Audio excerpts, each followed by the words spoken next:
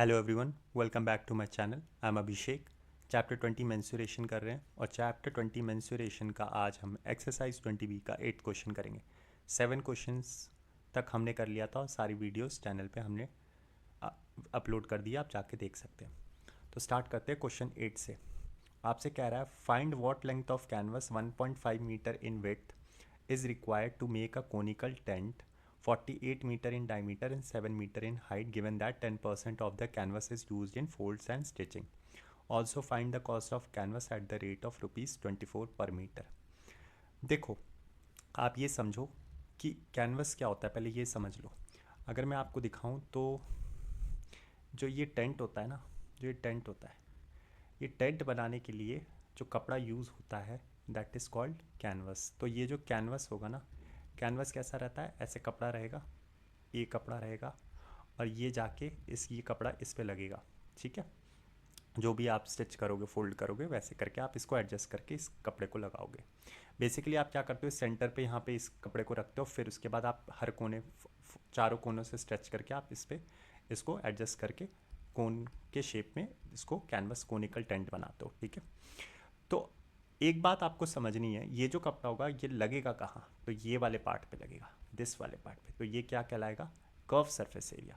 तो इसका जो पूरा एरिया है, इस कपड़े का जो पूरा एरिया है कैनवस का, ये क्या कहलाएगा, ये किस पे जाएगा, ये कर्व सरफेस एरिया के इक्वल रहेगा। This will be equal to curve surface area. अब इस कैनवस की मेरे को क्या दे दी, विड्थ दे दी। विड्थ कितनी दे दी, 1.5 मीटर। और लेंथ मेरे से पूछ रहा है। ठीक है, लेंथ भी पूछ रहा है, कॉस्ट भी पूछ रहा है। इस पूरे कैनवस की कॉस्ट पूछ रहा है मेरे से। तो पहली बात तो देखो, मैं यहाँ पे लिख रहा हूँ थोड़ा सा, यहाँ पे मैं स्टार्ट करवा रहा हूँ। ठीक है, सॉल्यूशन 8। तो देखो आपको क्या क्या गिवन है, आपको रेडियस दे दिया यहाँ पे, क्योंकि कम जगह है इसलिए मैं यहाँ पे लिख रहा हूँ। तो आपको रेडियस दे दिया 24 मीटर और आपको क्या दे दिया, आपको हाइट दे दिया कितना, 7 मीटर। राइट। तो वैसे तो आपको ट्रिपलेट पता होगा, अगर आपको ट्रिपलेट नहीं पता है तो ये ट्रिपलेट होता है रेडियस, हाइट और स्लैंट हाइट। ये 7, 24, 25 का ट्रिपलेट होता है। तो आपको 7 दे दिया है हाइट, ठीक है, 25 दे दिया आपको 24 दिया आपको रेडियस, 24 दिया आपको रेडियस। तो ऑटोमेटिकली मुझे पता चल गया था कि स्लैंट हाइट 25 आएगी, बट कोई बात नहीं, हम ऐसे सॉल्व करवाएंगे। ठीक है, तो L square is equal to, अगर आपको ट्रिपलेट नहीं पता है तो आप यहाँ से पाइथागोरस थ्योरम से निकाल सकते हो, क्योंकि स्लैंट हाइट का स्क्वायर जो होता है वो रेडियस स्क्वायर प्लस हाइट के स्क्वायर के इक्वल आता है। तो स्लैंट हाइट का स्क्वायर इज इक्वल टू 24 का स्क्वायर प्लस 7 का स्क्वायर। तो एल स्क्वायर कितना आ गया, 576 प्लस 49। ठीक है, which is L square is equal to कितना आ गया, 625, which is nothing but equal to, यहाँ पे अगर मैं लिखूँ, यहाँ पे हटा देता हूँ, यहाँ पे लिख देता हूँ, तो एल मेरा कितना आ गया, एल मेरा 25 आ गया। ठीक है, 25 का स्क्वायर होता है 625। अब क्वेश्चन स्टार्ट करते हैं। ठीक है, इतना पार्ट आपको समझ में आ गया होगा। तो आपके पास क्या क्या गिवन है, आपको रेडियस पता चल गया 24 है। ठीक है, हाइट आपको पता है कितनी है, 7 है, और स्लैंट हाइट आपने निकाल लिया 25। अब देखो, अब कर्व सरफेस एरिया निकालता हूँ। ठीक है, क्योंकि कर्व सरफेस एरिया, देखो इतनी बात तो आपको समझ में आ गई होगी, थोड़ा सा मैं नीचे कर रहा हूँ। अगर मैं कर्व सरफेस एरिया निकालने गया तो कर्व सरफेस एरिया होता है पाई आर एल। राइट। तो 22/7 इंटू कितना मेरा 24 इंटू स्लैंट हाइट 25। 25 इंटू 24 तो होता है 600, 600 इंटू 22 होता है 6 इंटू 22 होता है 132, और 200, 20 100 का।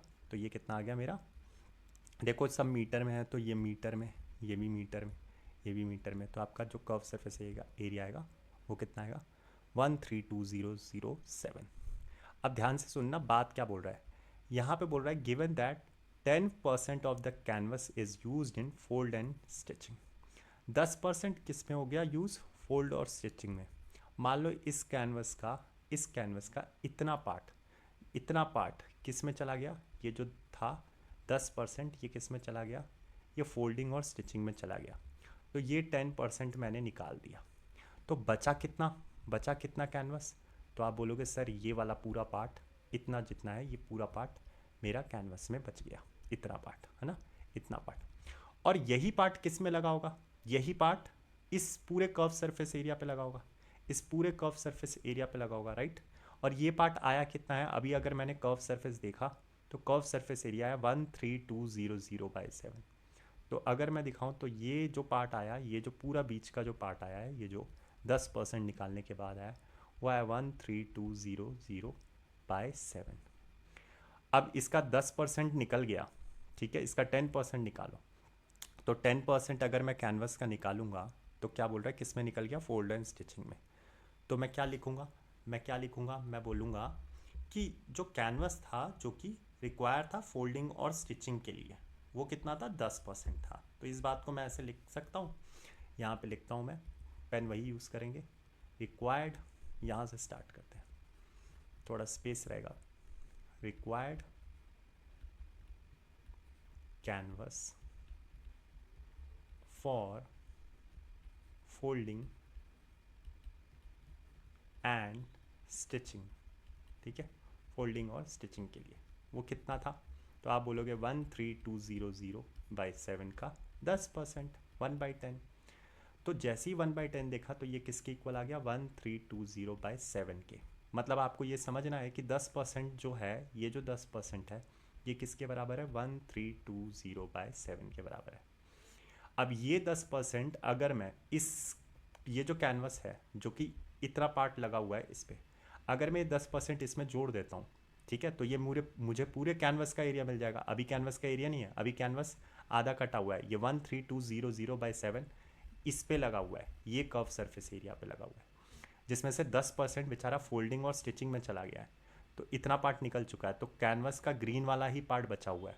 लेकिन अगर मुझे टोटल कैनवस चाहिए तो ये जो 1320 पार्ट है जो 10% फोल्डिंग और स्टिचिंग में है, अगर मैं इसमें दोबारा जोड़ देता हूँ तो मुझे क्या मिल जाएगा, मुझे पूरा कैनवस मिल जाएगा, मुझे पूरा कैनवस का एरिया मिल जाएगा।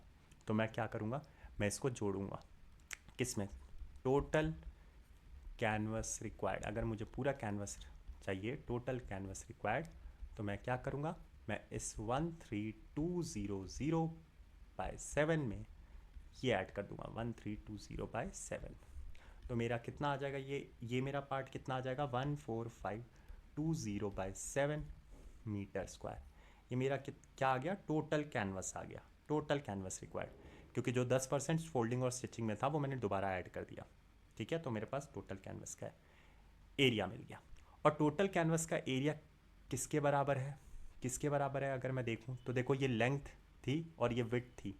अगर मुझे इस पूरे कैनवस का एरिया चाहिए तो लेंथ इनटू विड्थ करूँगा, और यही मेरे किसके बराबर रहेगा, टोटल कैनवस रिक्वायर्ड के।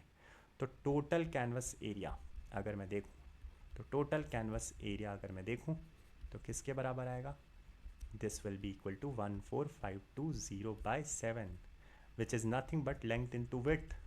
तो 14520/7, जो कि यहाँ से मेरे को लेंथ मिल जाएगा क्योंकि 1.5 है, 14520/7। तो यहाँ से लेंथ कितनी आ जाएगी, यहाँ से अगर मैं लेंथ निकालने जाऊँगा तो length will be equal to 14520/7 divided by 1.5। इसको आप सॉल्व करोगे तो जब आप इसको पूरा सॉल्व करोगे तो आपकी लेंथ आएगी, मैं आपको लिख देता हूँ, 1382.86 मीटर। ये आपकी लेंथ आ जाएगी। अब जैसी आपकी लेंथ आई, आपको क्या बोल रहा है कि find the cost of the canvas at the rate of ₹24 पर मीटर। हर एक मीटर कितना कॉस्ट कर रहा है, हर एक मीटर कॉस्ट कर रहा है ₹24। तो कॉस्ट कितनी आ जाएगी, अगर हर एक मीटर मुझे कॉस्ट कर रहा है ₹24, तो 1382.86 मीटर कितना कॉस्ट करेगा, ₹24 इंटू 1382.86, ठीक है। तो ये कॉस्ट आएगी, और ये कॉस्ट आएगी कितनी, ₹33,188.64, ठीक है। तो ये कॉस्ट आ जाएगी। अब बहुत आसान था, कोई टफ नहीं है, ठीक है। पॉइंट आप सॉल्व कर सकते हो, ये कैलकुलेशन मैं आपको नहीं बता रहा, बट मैंने आपको कॉन्सेप्ट पूरा बता दिया है। ये कॉन्सेप्ट था, तो ये टोटल कॉस्ट आ गई कैनवस की, ठीक है। और ये कॉस्ट किसकी आई है, पूरे इसके आई है, इस पूरे कैनवस की कॉस्ट आई है, ठीक है। आई होप आपको समझ में आया होगा। Thank you and have a nice day, to take care of your self, bye.